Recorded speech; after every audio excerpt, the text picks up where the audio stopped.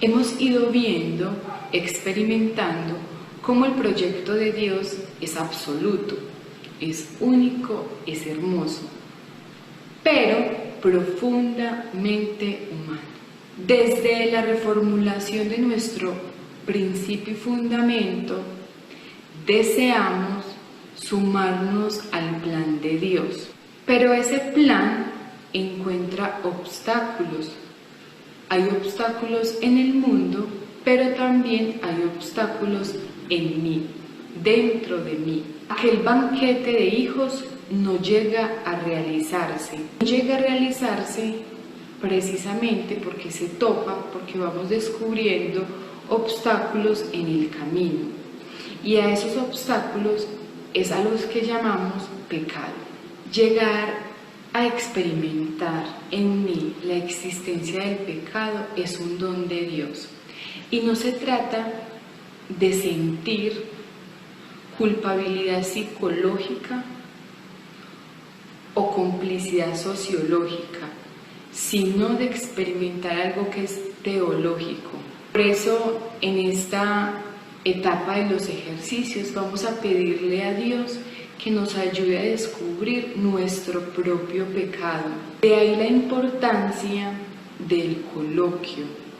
Un coloquio como cuando un amigo habla con otro amigo, nos lo dice San Ignacio de Loyola. Es importante ver a Jesús en la cruz y ver cómo el pecado del mundo, el pecado social y mi pecado personal demuestra que no aceptamos al Hijo en el hermano, y preguntarnos, hacernos la triple pregunta: ¿qué he hecho por Cristo? ¿Qué hago por Cristo? ¿Y qué he de hacer por Cristo? Es muy importante hacer muy bien el coloquio, poner ahí al Jesús histórico y al Cristo que sigue sufriendo hoy, poner a los desplazados, poner a las víctimas, poner a tantas personas que sufren y que están siendo crucificadas en el Hijo. San Ignacio nos aclara cómo se hace el coloquio. Como les dije anteriormente, es un coloquio de amigos, de hermanos, en confianza. Ya no se trata de utilizar las potencias, es decir, de discurrir, de pensar, de organizar ideas, sino de un diálogo fluido entre Dios y yo, entre el Creador y su creación, conscientes de a quién estoy dirigiendo mi oración. El fruto de esta etapa no es solamente sentirme pecador, sino experimentar la misericordia de Dios, una misericordia que me perdona, y lo va a decir el Evangelio hasta 70 veces 7. ¿Y qué significa ese 7 en la Biblia? Todas las veces, muchas veces. Tener algo muy presente, que Dios rechaza el pecado, pero ama profundamente, con misericordia, desde esas entrañas de papá al pecador. Dios rechaza el pecado, pero ama infinitamente, profundamente al pecador. Entonces, estas oraciones son meditaciones. ¿Y cuáles son los pasos para que sigamos nuestra oración? 1. La oración preparatoria, que me pone en tónica como en el principio y fundamento, que todas mis intenciones, acciones y operaciones después sigue por una composición del lugar, porque o si no, la meditación se queda etérea. Y por último, tenemos la petición eje, que es la que enruta, la que encamina hacia el objetivo. Tras entonces de estos 3 pasos vienen las 3 potencias. Como son meditaciones, ahí sí vamos a aplicar las potencias. ¿Cuáles son esas potencias? La memoria, la inteligencia y la voluntad. La memoria me trae el recuerdo del pasado. La inteligencia me ayuda a descubrir el sinsentido o el sentido de mi pecado. La voluntad es la que me mueve, la que me impulsa, la que me motiva a transformar, a cambiar. Y por último, el coloquio.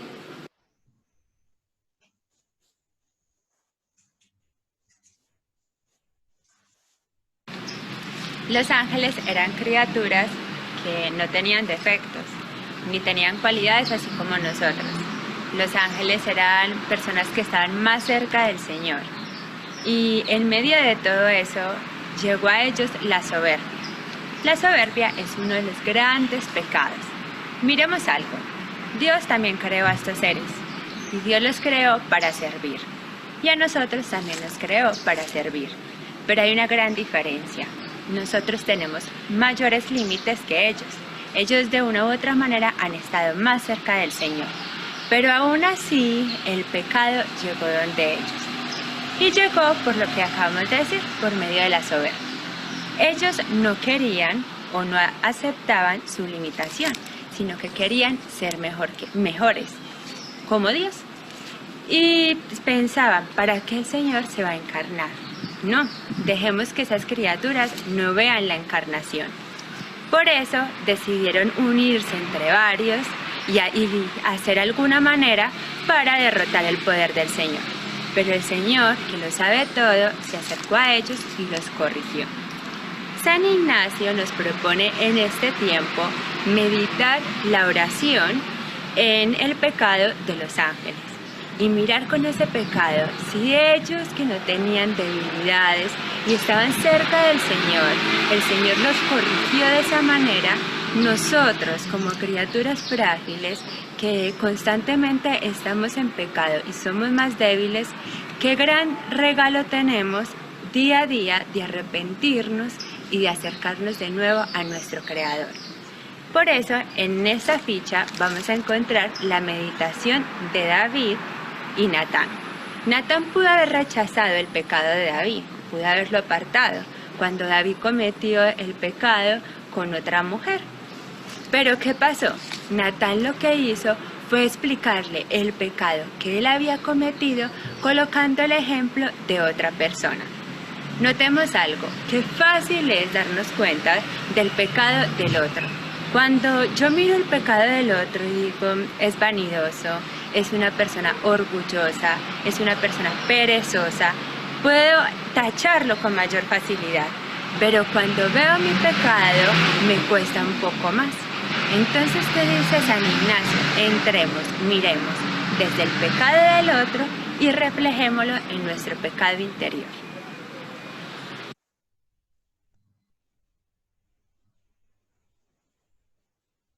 Continuando esta reflexión del pecado, San Ignacio nos mueve a la meditación del pecado de Adán y Eva. De alguna forma, el Génesis nos plantea una reflexión teológica sobre el texto del pecado de Adán y Eva, donde nos muestra una verdad perenne hacia la humanidad, ¿no? Y esa verdad perenne está contemplada hacia el pueblo de Israel, ¿no? Ese peso de lo que es el bien y el mal, que de alguna forma va como marcando la existencia del ser humano, su esencia, también que abarca también el pecado original, ¿no? Y los ángeles y nosotros los humanos tenemos algo maravilloso que Dios nos ha dado y es gozar de la libertad, ¿sí? Dios nos ha hecho libres para poder elegir, ¿cierto? Tomar decisiones que muchas veces pueden ser las más correctas, otras veces nos equivocamos y nos lleva a cometer errores y esos errores muchas veces se convierten en pecados. El pecado original, lo que nos muestra dentro del texto de Adán y Eva, es ver cómo el hombre de alguna forma desplaza a Dios y quiere ser él el centro, el protagonista de las cosas, haciéndolo ver que lo que está haciendo es muy bueno y que de alguna forma el pecado nos hace ver que está bien lo que estamos haciendo, porque nos hace sentir felices, aparentemente, un gozo disimuladamente, pero en realidad nos va hundiendo, nos va sumergiendo y nos va desplazando de la gracia de Dios. Entonces es ver esa esencia del pecado original que se nota en el texto del Génesis de Adán y Eva, donde se muestra la libertad que Dios nos ha regalado, pero también lo que origina el pecado, ¿no? El querer desplazar a Dios y hacernos convertir a nosotros en el centro de las cosas, haciéndonos creer muchas veces mucho más que Dios y que Dios no es importante en este momento. Como siguiente meditación, después de las anteriores, del pecado de Adán y Eva, de los ángeles, vamos entonces a meditar. Recordemos que estamos haciendo esas meditaciones. Vamos a meditar el pecado en los demás. Vamos a situarnos entonces en otra persona que a lo mejor tiene una vida quizás desordenada, que a lo mejor ha caído en el pecado quizás más bajo. El drama de Adán y Eva es el drama de los seres humanos. Por eso, para el tercer punto, la invitación es a meditar los pecados concretos de los otros. La gravedad y malicia del pecado contra su Creador y Señor, y cómo en el pecar y hacer algo contra la bondad infinita, el hombre puede ser condenado para siempre. El pecado de los demás va desde Adán y Eva hasta el de quienes me rodean. Quizás puede ser duro, pero recordemos, traigamos a la imaginación a quienes abortan, asesinan, engañan, son infieles, roban, maltratan, abusan de la inocencia. Es decir, vamos a meditar en la realidad concreta de la humanidad. Con la vista entonces imaginativa, miremos los pecados de los otros. Contemplemos el proceso de cómo inicia y de qué manera poco a poco se va engrosando hasta que el ser humano queda sumergido en el mal. ¿Para qué? Para que caigamos en la cuenta de lo ingenuo, de lo tontos que son y de lo fácil que se dejan engañar y de cómo se van dejando seducir y nos demos cuenta del mal que atrae el mal, de cómo el mal tiene consecuencias en sus familias, en las relaciones interpersonales. Por ejemplo, cuando una persona le es infiel a la otra, le hace daño, la hiere y hace pecar a otra persona. Cuando una persona ha decidido abortar, el corazón de Dios es herido.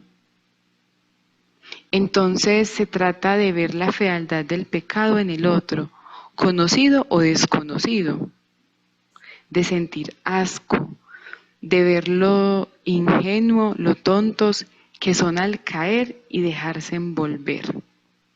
¿Y qué provecho nos vamos a sacar? ¿Qué provecho vamos a sacar para nosotros mismos? Preguntarnos, si ellos cayeron tan bajo, ¿por qué yo todavía no?